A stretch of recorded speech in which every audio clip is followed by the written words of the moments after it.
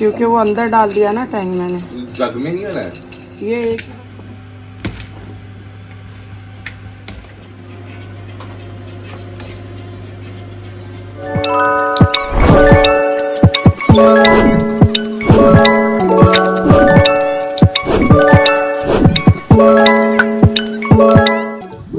अस्सलाम वालेकुम, welcome to तानीज़ world. मैं खैरियत से उम्मीद करती हूँ कि आप भी खैरियत से होंगे। आप सबको मेरी तरफ से रमज़ान बहुत बहुत मुबारक हो एंड आई होप कि ये बाबरकत महीना आपके लिए बहुत सारी खुशियाँ लेकर आए।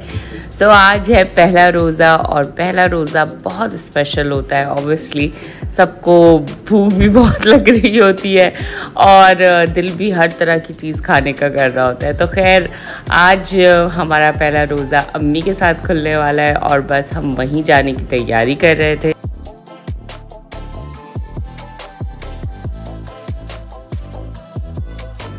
लेट हम काफ़ी हो गए थे, रोज़ा रास्ते में ही खुल गया था क्योंकि आपको पता है, अगर आप लोग मुझे पहले से फॉलो करते होंगे, हम अक्सर रोज़ा खुलने के टाइम लेट ही हो जाते हैं और रास्ते में ही रोज़ा खुल जाता है।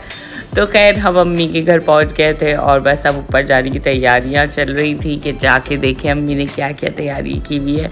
एंड जो पता था अम्मी के घर तो माशाल्लाह माशाल्लाह हर चीज़ ही बनती है, तो बस इसकी एक्साइटमेंट। वैसे अम्मी की बिल्डिंग में पहुंच के लगता है वाकई रमज़ान आ गए। इतनी खूबसूरत ये बिल्डिंग सजाई हुई थी कि मैं क्या बताऊं। वैसे तो आप देख ही रहे होंगे, वाकई लग रहा था रमज़ान आ गए। और रमज़ान की रौनक अलग ही होती है, हर चीज़ इतनी सजा देते हैं। जैसे ये महीना बाबरकत वाला है, वैसे ही हर तरफ रोशनियाँ और तरह तरह की चीज़ों से सजावट होती है, तो बहुत अच्छा लगता है। खैर जब हम यहाँ पहुँचे तो अभी भी सब कुछ बन रहा था, मतलब ऑलमोस्ट हो गया था।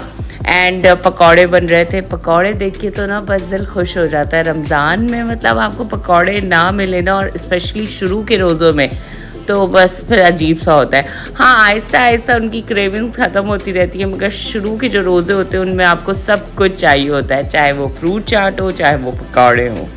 अच्छा, शुरू के रोज़ों में ना तो दिल इतना करता है कि जो भी फ्रिज में है या जो भी घर में मौजूद है वो सब बना लो।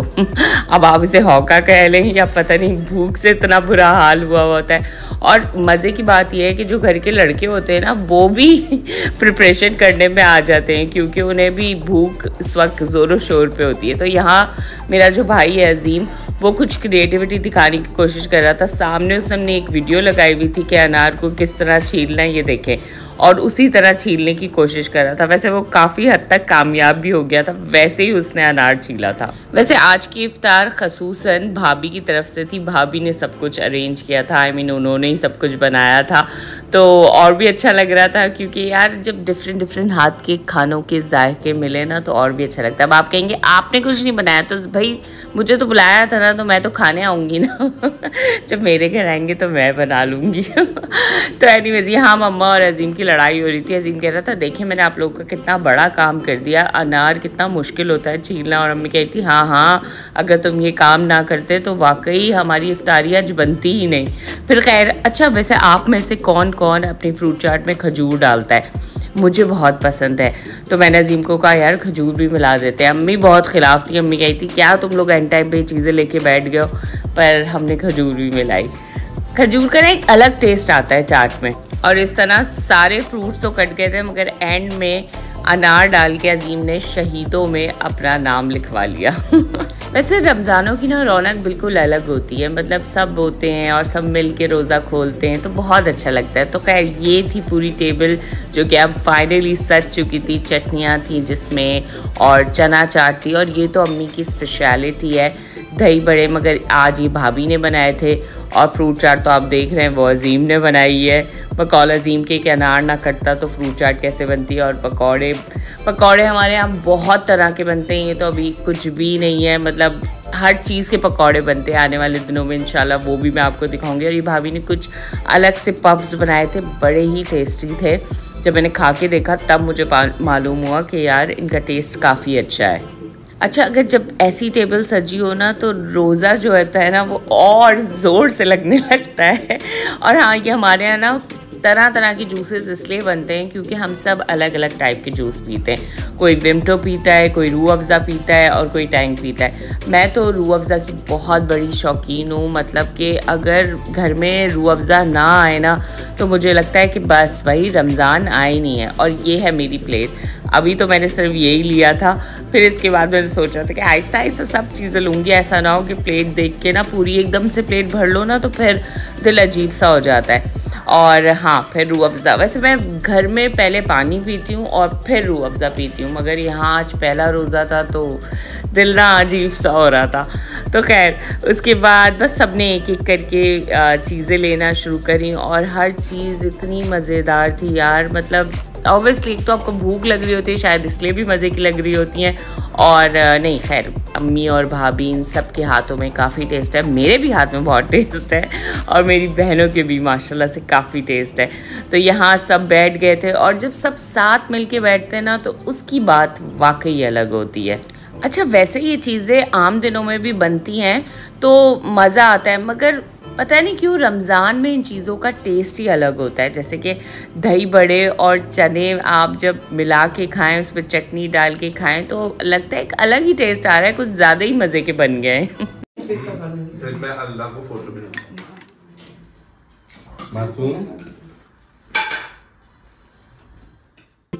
अच्छा, वैसे कोशिश किया करें जब रमज़ान आए तो सिर्फ खाने पीने पे ध्यान ना दें, बल्कि कुरान मजीद, नमाज, एटलीस्ट एक कुरान मजीद तो ज़रूर ख़त्म किया करें। वैसे तो आप सब लोग ये जानते हैं और मुझे उम्मीद है कि आप सब लोग इन चीज़ों पे भी ध्यान देते होंगे, क्योंकि इसके बग़ैर तो रोज़ा नामुकम्मल है। तो खैर मुझे अब आप जब देख रहे होंगे तो आप ये सोच रहे होंगे कि यार इसका तो ध्यान ही इधर उधर नहीं जा रहा। वाकई ऐसे ही था, जब मैं रोज़ा खोल रही होती हूँ ना तो मेरा ध्यान इधर उधर जाता नहीं है, मैं बस खाने में मगन हो जाती हूँ। और शानज़े को भी रूह अफ़ज़ा इतना पसंद आया। अच्छा, हम जब रूह अफ़ज़ा बनाते हैं ना उसमें लेमन ज़रूर मिलाते हैं, तो आप लोग मिलाते हैं कि नहीं? लेमन का ना एक अलग सा टेस्ट आता है यार। अम्मी की तो चटनी भी इतने मज़े की होती है ना कि मैं क्या बताऊँ। खैर आज तो भाभी ने सब कुछ इंतज़ाम किया था तो बहुत सब मज़े का बना था। जिस दिन अम्मी बनाएंगी उसका भी इंशाल्लाह मैं ब्लॉग बनाऊंगी। ये देखिए, मैंने आपको कहा था ना कि हम सब अलग अलग जूसेस पीते हैं। तो अजीम पी रहा है विमटो और मैं of course Rooh Afza P रही हूँ। हाँ, तो ये मैं सैंडविच बता रही थी, ये भाभी ने बनाया था। इसमें अंदर सॉसेजेस डाला था और चीज़ डाली थी, चीज़ की फिलिंग थी, मगर काफ़ी टेस्टी बना हुआ था। फिर उसके बाद हम सब ने खैर नमाज़ पढ़ी और फिर थोड़ा सा बैठ गए थे। फिर आपको पता है बर्तन उठते हैं और वो बर्तन उठाने में इतनी आलस आती है ना कि बस क्या बताऊँ। मतलब रोज़ा खोल के बस दिल करता है बेड हो, हम हो और सो जाएं, मगर नहीं, ऐसा ना किया करें। पहले जल्दी से नमाज से फारिग हो जाया करें, वरना फिर पता है नमाज अक्सर रह जाती है सुस्ती और काहिली की वजह से। और यार ये जो इफ्तार के बर्तन होते हैं ना, इसमें इतनी बरकत आती है, जैसे इफ्तार में बरकत होती है ना वैसे ही उसमें। मतलब इनसे ना मुझे खौफ आता है, क्योंकि इफ्तारी के बाद आपको इतनी सुस्ती आई हुई होती है कि आपका बिल्कुल दिल नहीं कर रहा होता है कि यार कोई बर्तन धोएं।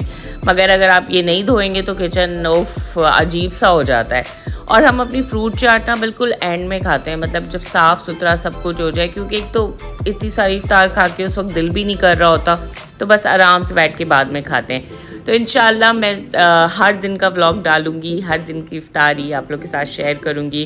और अगर आपको मेरे व्लॉग्स पसंद आए तो please don't forget to subscribe me and अपना ख्याल रखिएगा, दुआओं में याद रखिएगा। इंशाल्लाह हर रोज़ आपसे मुलाकात होगी, यूं ही हर रोज़े के बाद। ओके, अल्लाह हाफ़िज़।